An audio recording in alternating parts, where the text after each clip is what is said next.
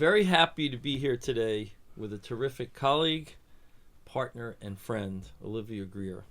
Olivia is head of the firm's U.S. privacy and cybersecurity practice, and she also co-leads Weil's AI task force. Olivia, thank you so much for joining me for this discussion today. I am truly delighted to be here. Thank you for having me.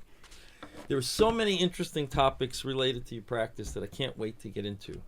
But I want to start, as you know, because I tend to do these in the podcast, by asking a little bit about your personal career path. What drew you to the practice of law, and how did you end up gravitating toward the burgeoning field of privacy? So the practice of law was a little bit of an accident. I was a theater major in college, and I spent a number of years working in theater downtown here in New York after college.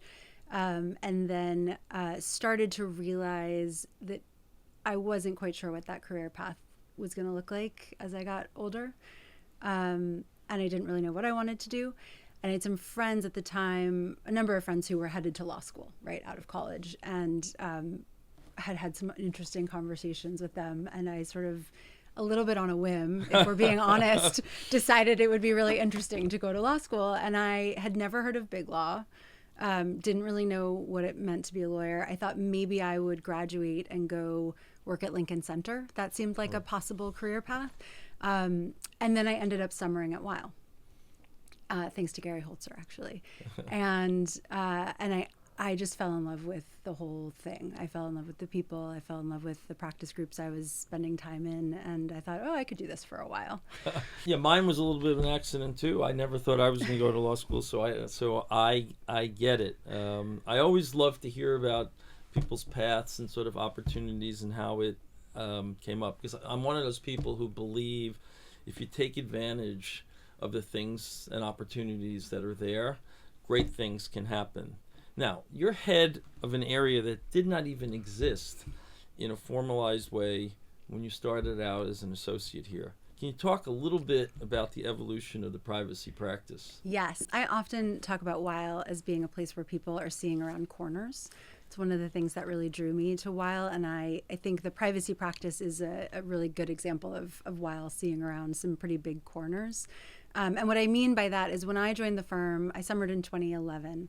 By the time I started as a first-year associate in 2012, there were starting to be some real conversations about privacy. Now, at the time, and it's hard because, right, as we sit here today, there are 20 different state privacy laws. There are several federal privacy laws. We have this massive patchwork of real privacy law in the U.S. But in 2012, there were almost none.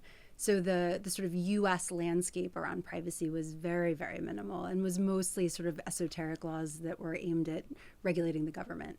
But we were starting to have clients come to us and say, what about data? Do we need to be thinking about data? What does that mean? Where are the risks? And I was an IP lawyer at the time, and I think because we were dealing with content, Right. Content is a little bit like data, they thought maybe we could answer that question. And so it really, think about 2012, by 2014, we had Illinois' biometrics law, which was really the first shot across the bow in terms of a pretty aggressive privacy legislation, and it has just grown from there. So it's been pretty extraordinary to sort of have begun at the beginning of it a little bit accidentally again. Yeah, perhaps because this area is so far afield from what my own practice has been, I find this truly fascinating. So I really appreciate you walking me through all that. I realize that everything in this area is moving very, very fast. So what are you seeing as issues or opportunities that clients should be watching for in 2026? So I think there are probably three things if you do nothing else as an organization. The first, and I say this at the beginning of every year, a cybersecurity checkup. Cybersecurity is all the time, every day. And is always changing. And what we're beginning to see is the way that AI is changing the ability of cyber attackers to do what they do. So that's number one. Number one is cyber. Number two is cookies and tracking technologies on websites, right? So you come to a website and they want to know who you are and how you're using the website. They use certain technologies to watch that happen. We're seeing a really big uptake in litigation around that. So taking a look at what you've got on your website. And number three is really AI. And for me, that comes sort of through the lens of privacy and how data is being used. But I think the way that AI is shaping how we think about privacy and cyber is that's huge. a great segue because I wanted to ask about AI. Obviously it's the hottest topic everywhere right now and completely inescapable. So you co-lead the AI task force. How do you see client expectations of law firms shifting in the age of AI? It's such a good question, and it's one we are really grappling with, I think, in real time, as you know. Absolutely. I think where we've come in the last 3 years is pretty astronomically amazing. We just talked about the privacy practice, how 2012 there was almost nothing, and now here we are. But AI has moved so much faster, and so I think in the last really 3 years since ChatGPT took over the sort of public imagination, what we've found is that our clients are using and in some cases building AI in just record numbers, and they expect us to do the same. And I think that is the piece that's really been shifting. So my anticipation is that we will see a lot more of that, and what we will, I think clients are looking to us to partner with them to understand these opportunities, to help them think about the risk. Yeah, no, and I'm glad there are people like you who are leading this effort, because one of the things that I worry about, and this is not to discuss right now, is just how training of young lawyers is going to happen. That's in the my future. question too, and I think that we are going to have to be really thoughtful about how we make sure that continues to be a huge focus of what we do. Yeah. So this series is called Leaders, as you know. So I would be remiss if I didn't ask you, how would you describe your personal leadership style as you grow out this new practice? So I've been described a couple of times in different contexts as a bit of a sheepdog. And I'm trying to take that as a compliment, because I think it does somewhat accurately capture my leadership style, which is really, I just want a lot of people in the room together doing really good and fun work.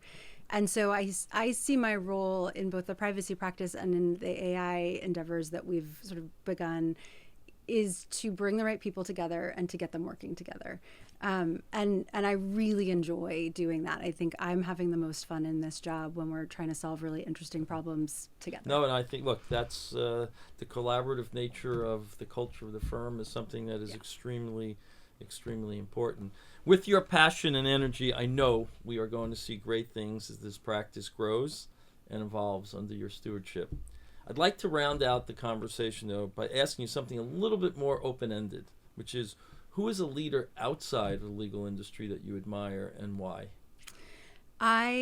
This is going to sound really cliche, but I think about my husband a lot as a leader. So he's the CEO of a company that has been growing a lot since 2020, and he took over the role of CEO at the end of 2019 in a company that was at the time 40 people, and it's now 300 people. Wow.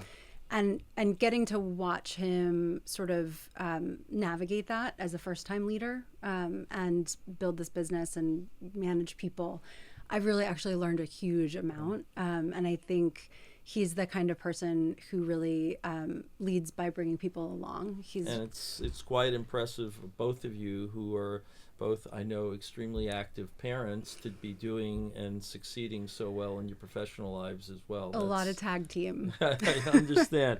So we're going to change gears now, and I'm going to ask you a series of questions, and sort of the thing that comes to your mind, just shoot it back at me. Okay. So how do you like to start each day? With coffee and silence for 30 minutes before my children get up. What's your favorite snack? Popcorn. Mine too. Great. Yes. What's your go-to health and wellness activity? Strength training, probably. Okay. What's the last movie that you watched on a plane? 13 Going on 30. Okay. Do you know it? Jennifer Garner, Mark No, Ruffalo. I haven't their watched prime. it, but I know it. I see it when I'm on the plane. And Okay, I have to just quickly tell you this story, though, because I was coming back from the London office, and I was watching this movie on a plane, and I was weeping. I've seen the movie like 15 times. Okay. I'm weeping, and the guy next to me leans over, and he's like, I really like that movie, too. That's nice.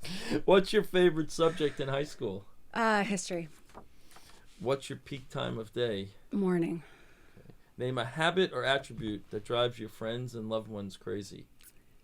I am really a planner. I really need to have a plan for the day, for the week. If I don't have one, I'm highly anxious, and Some people, given all you do and all the things on your Yeah. plate, that makes a lot of sense.